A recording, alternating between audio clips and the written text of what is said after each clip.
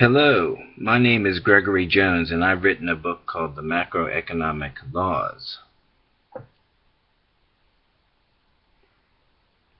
And you can purchase a copy at Ex Libris, Amazon, or Barnes & Noble.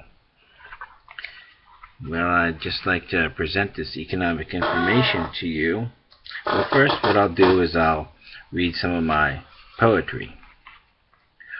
If magic stars appeared out of nothing, I would tell wondrous tales of grand dramas with imagined people in imagined places, where a tragic figure could seek asylum for a mistaken judgment, where a wave of the hand could dispel a black dream, and mortal wickedness could be slain with a stainless steel saber. What it is. It is inside you. It's inside every heart that lives beneath the blue sky. It tantalizes the thoughts of the old as well as the young. It provokes the rich as well as the poor, and it mocks achievers and the idle alike. Some scream and shout and celebrate the morning light. Others linger and lapse in listless postures of aimless melancholy. Some are carried on waves of fortune, while others are overwhelmed. Exoticus.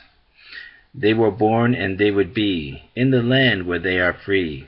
Chained beneath an iron will, so they toiled and so they tilled. With a word and with a call, he was born to save them all, when the Lord gives the power to free the people in their hour, for the love of people free from the mountains to the sea.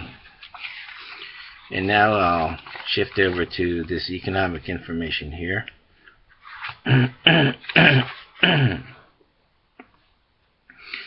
I have described the macroeconomic laws, which are 5 laws which determine all economic conditions.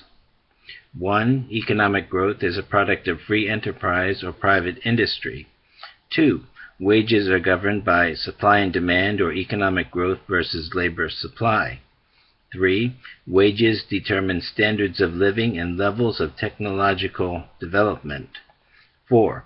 Monetary policy must be proper, that is, neither hyperinflationary nor deflationary, both of which slow economic growth. 5. The causes of poverty are overpopulation, Marxist economics, and improper monetary policy and overregulation.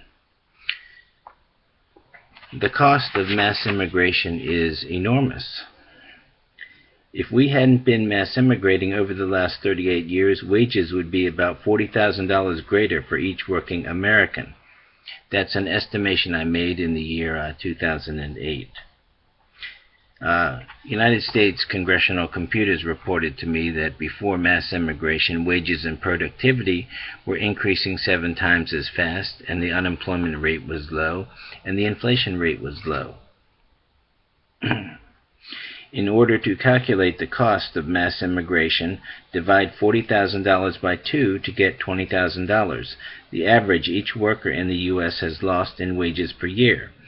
Multiply $20,000 by 35 years, the number of years wages have been stagnant in the U.S., and each American worker has lost $700,000 in wages over the last 35 years.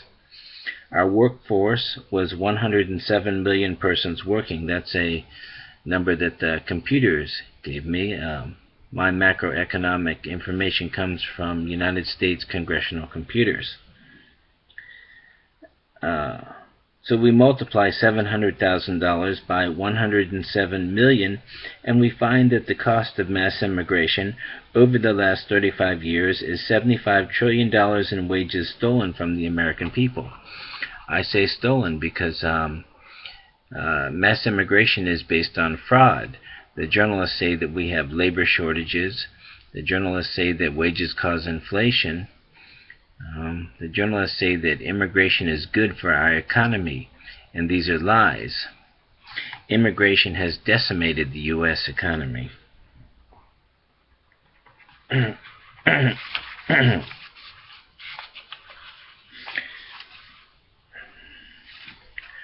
The multiculturalists are distinguished by the fraud they promote.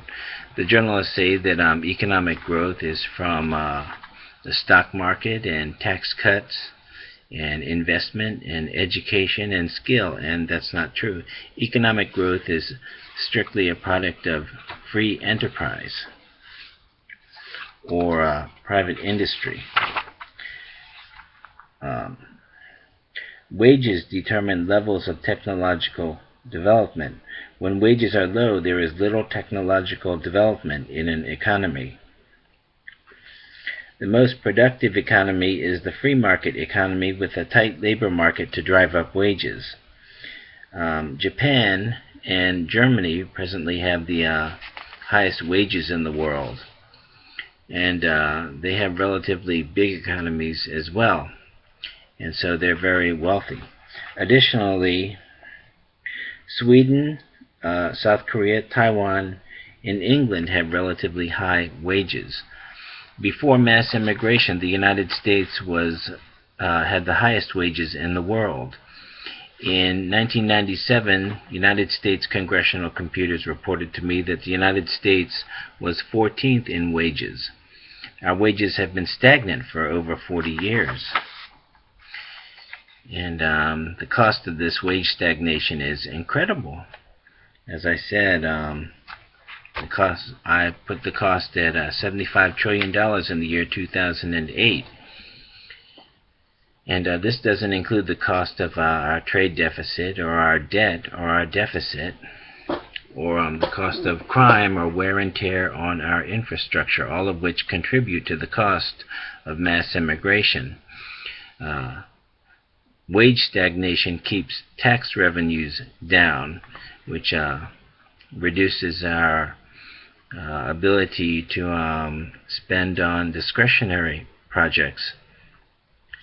And so mass immigration is largely responsible for our trade deficit, our debt and our deficit, our budget deficit, that is.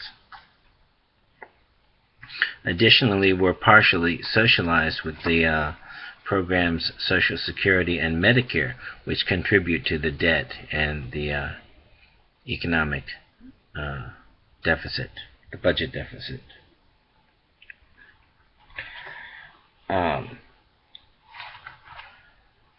And there we go. So here is my book, and I presented you with the poetry and some of the economic information. It is time to end mass immigration, and this can be done quickly.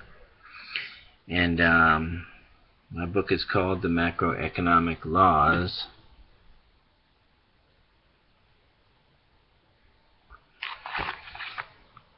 And you can purchase a copy at Ex Libris or Amazon or Barnes & Noble.